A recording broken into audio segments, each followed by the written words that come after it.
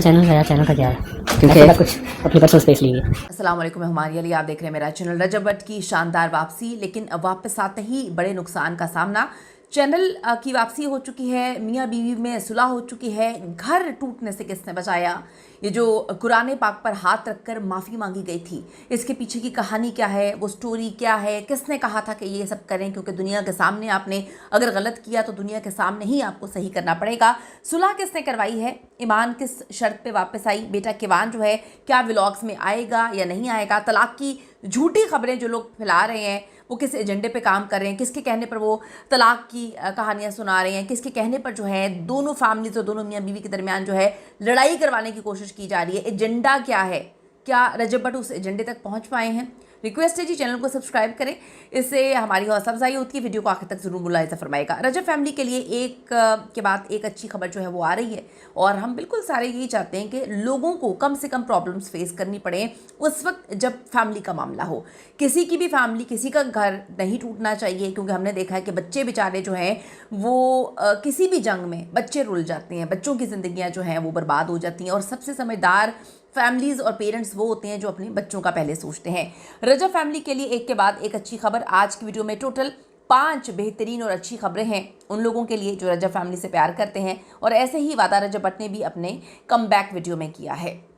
लेकिन खुशी के साथ आपको पता है कि दुनिया में हज़ारों गम भी होते हैं, और अगर हम गम की बात करें तो पिछले एक सवा एक साल से रजब भट्ट की ज़िंदगी में काफ़ी ज़्यादा ऊंच नीच और गम जो हैं वो हमने देखे हैं।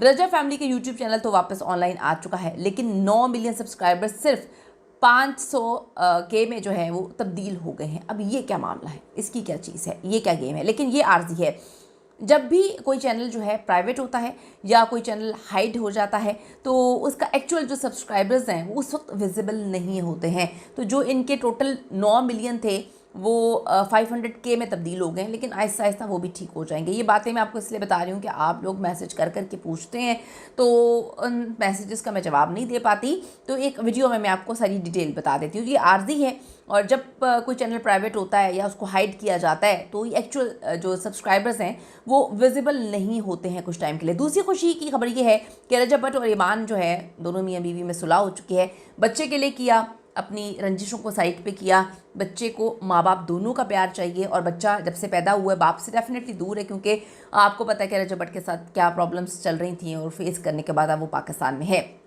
अब ये सुलह करवाने में एक शख्सियत का एक बहुत अहम तरीन हाथ बताया जाता है, बड़ा हाथ है। हम उसे जो है आगे जाके वीडियो का हिस्सा बनाते हैं। अब जी जो तीसरी अच्छी खबर है वो रजब फैमिली व्लॉग्स में किवान की एंट्री होती है। रजब और ईमान का बेटा किवान जल्द व्लॉग्स में नज़र आएगा, तो ये भी खुशखबरी है। जो चौथी खुशखबरी है, रजब भट्ट की ये जो अदालतें हैं उससे उनको रिलीफ मिलना शुरू हो चुका है। एक बड़ा रिलीफ जो है वो मिला है। जो पांचवी खुशखबरी है, फिफ्थ गुड न्यूज़ से पहले हम ये जान लें कि आखिर रजब भट्ट जो है उन्होंने ब्रेक क्यों ली थी, ब्रेक लेना क्यों ज़रूरी थी, किसके कहने पर उन्होंने ब्रेक ली थी, और इसकी पीछे जो वजूहात क्या हैं। ब्रेक के बाद कम बैक जो है क्या वो बेहतर हो जाता है, अच्छा हो जाता है, इंसान को क्या ब्रेक की ज़रूरत होती है? रजब फैमिली जो है आपको पता है कि आप सब उनकी फैमिली बन चुके हैं। मैंने इस चीज़ को इस तरह से नोटिस किया कि सबसे ज़्यादा अगर इस टाइम पाकिस्तान के किसी यूट्यूबर को देखा जाता है तो वो रजब भट्ट है। और आप बहुत ज़्यादा परेशान भी हो गए थे जब रजब फैमिली की जो बीच में लड़ाइयाँ थीं। ईमान से लोगों की बहुत ज़्यादा सिंपतीज़ हैं। ईमान है भी बहुत अच्छी, आप ये देखें कि अपने काम से काम रखने वाली एक ऐसी खातून। आजकल कर जो मैं टिकटॉकर्स को देखती हूँ, यूट्यूबर्स को देखती हूँ, उसके आगे तो वो उसका मियाँ इतनी शोहरत रखता है, लेकिन फिर भी वो बड़ी सादी सी है। उसके अंदर मक्कारी यारी कुछ भी नहीं है, वो बड़ी सादी सी है। लेकिन उसको ये चीज़ भी समझनी होगी कि मियाँ बीवी एक दूसरे का लिबास होते हैं, तो ये दोनों को समझना होगा। अब जी जो रजब फैमिली है, आपको पता है रजब भट्ट फैमिली से दूर थे, सोशल मीडिया से ब्रेक लेकर दोस्तों के साथ नॉर्दर्न एरियाज़ में गए थे, और वहाँ से उनकी कुछ वीडियोस जो हैं वो वायरल हुई। मेरा चैनल का क्या है, क्योंकि कुछ अपनी पर्सनल स्पेस ली है। इसके बाद ये गेम चेंजर था, उसके बाद सारी की सारी गेम जो है वो पलट जाती है। गुज़िश्ता दिनों रजब भट्ट ने अपने साले शेख खान पर इल्ज़ामात सबूतों के साथ जो है वो आयद किए, उन्हें शदीद तनकीद का निशाना बनाया था।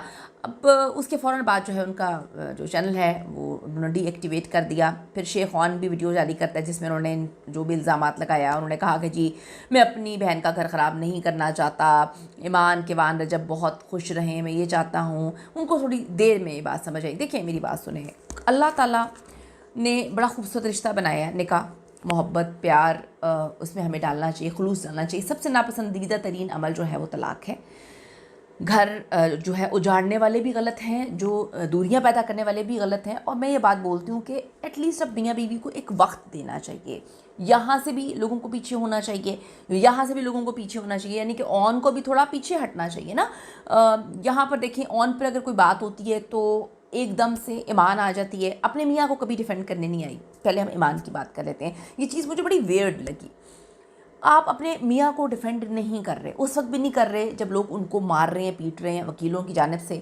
उस वक्त भी नहीं कर रहे जब उन पर कुछ ऐसे इल्ज़ामात थे, उनको पाकिस्तान छोड़ के जाना पड़ा। पूरी दुनिया उन पर जो है उनके ख़िलाफ़ हुई है, लेकिन यहाँ पर बहन और माँ और दोस्त खड़े रहे हैं।